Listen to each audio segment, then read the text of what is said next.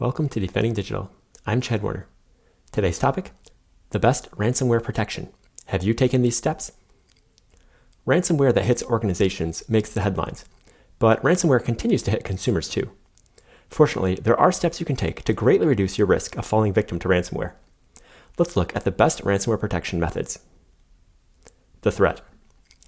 Ransomware is malware that prevents you from accessing the files on your device, often by encrypting them, until you pay a ransom. There's no guarantee that you'll get your files back if you pay the ransom. That's up to the attacker behind the ransomware. And do you trust them?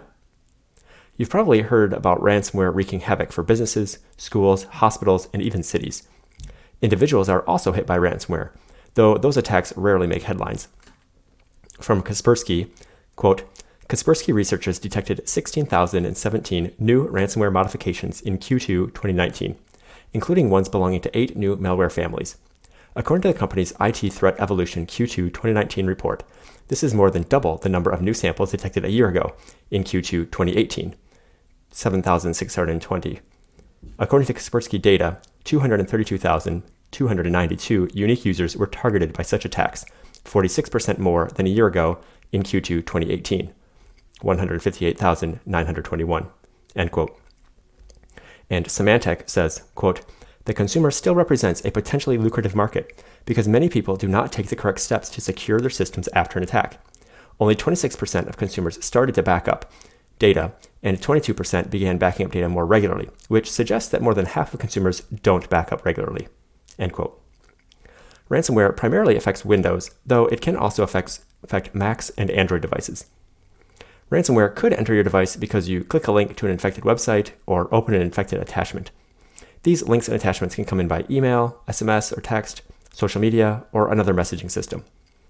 Another way ransomware could enter your device is because you install infected software. For example, you want a fitness app on your phone, so you find one on a website and install it, not realizing that the app contains ransomware. How to increase your security. There are several steps you can take to keep ransomware off your device and recover from it if it strikes. Let's take a look. Don't invite ransomware in. To guard against ransomware entering your device through a link or attachment, don't click suspicious links, and don't open suspicious attachments. To guard against ransomware entering your device through infected software, don't install suspicious software. On mobile devices, install apps only from the official app stores. Apple App Store, Google Play Store, Amazon App Store, etc. On computers, use the official app stores whenever possible, the Mac App Store and the Microsoft Store, and download software only from trusted websites. Stay updated. Software updates often include security enhancements. Updates can protect your device against malware, including ransomware. For example, Microsoft patched Windows to defend against WannaCry ransomware, and Apple patched macOS to defend against Karanger and FileZip ransomware. I highly recommend that you set your devices and software to update automatically. When an update requires you to do something, such as approve the update or restart a program or the device, do that as soon as you can. Not all devices and software can be automatically updated. You should regularly update those manually. Back up regularly. If you get ransomware on a device, you'll need to remove it, then restore your encrypted files. Although it's sometimes possible to decrypt files that have been encrypted by ransomware, don't count on this being an option. Instead, back up regularly so that you can restore a clean copy of your files. There are two main categories of backup. Online backup, also known as cloud backup, is a backup over the internet to remote storage. Then there's offline backup, which is a backup that is not done over the internet, usually to storage that you have nearby. It's important that whatever backup system you use has versioning, sometimes described as previous versions. This means that the backup keeps track of how a file has changed over time, so that you can choose which version to restore. This is critical because if your files get encrypted on your device and then backed up, your backup will contain encrypted files, which are unusable to you, so you'll need to roll back to a previous unencrypted version of them. Mobile devices often have online backup built in. For example, iPhones and iPads can back up to iCloud, and Android devices can back up to Google. You can also use third-party backup software. You can also back up mobile devices offline. For example, you can back up your iPhone or iPad to your Mac. Computers may have online backup built in, such as Macs backing up some data to iCloud, and you can also use third-party backup software. It's also easy to back up a computer offline to an external hard drive.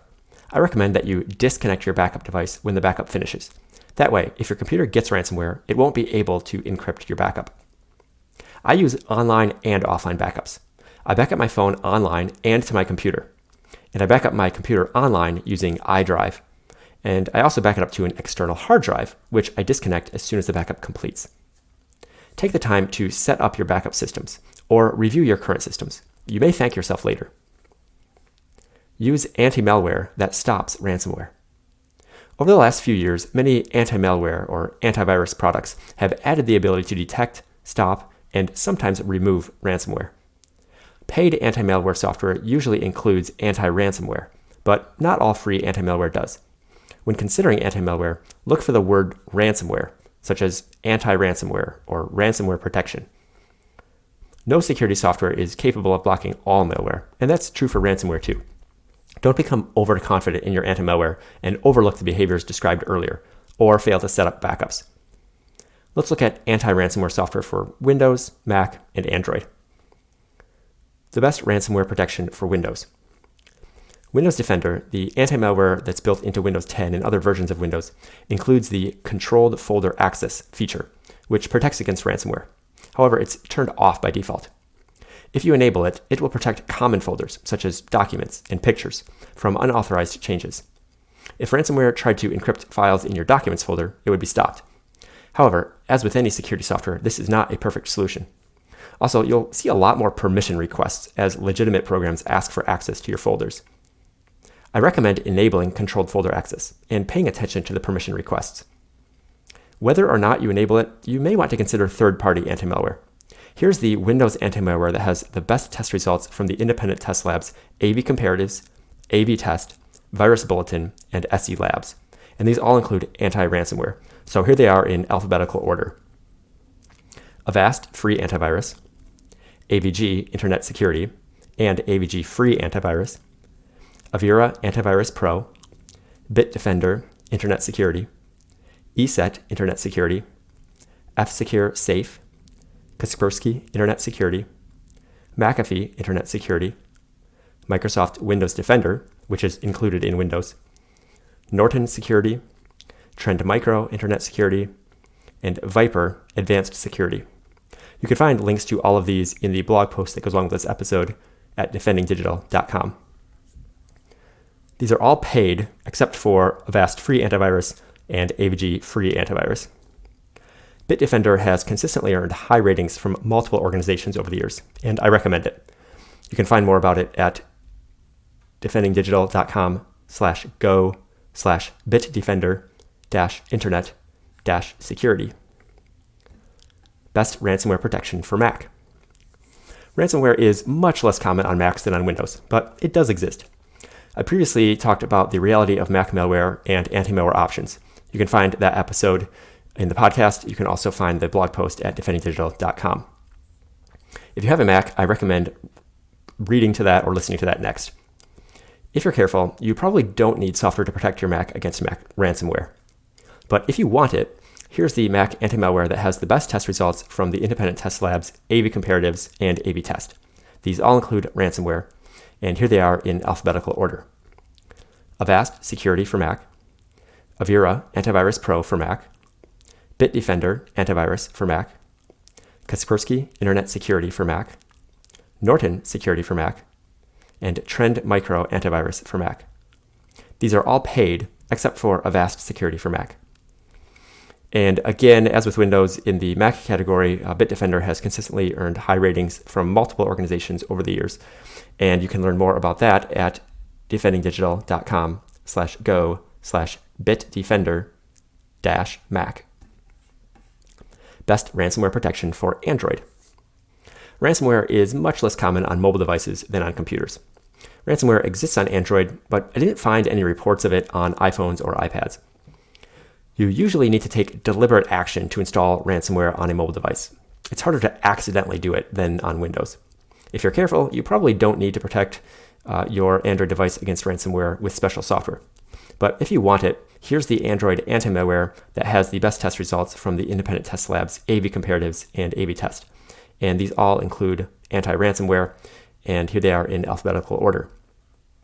Avast Mobile Security, AVG antivirus for Android, Avira antivirus security for Android, F-Secure Safe, Kaspersky Internet Security for Android, McAfee Mobile Security, and Trend Micro Mobile Security. These are all free except F-Secure Safe and Kaspersky Internet Security for Android. How to remove ransomware. If you still get ransomware despite your efforts to prevent it, try to start your device in safe mode and use the anti-malware installed on your device to remove it. If it can't, use some other anti-malware software.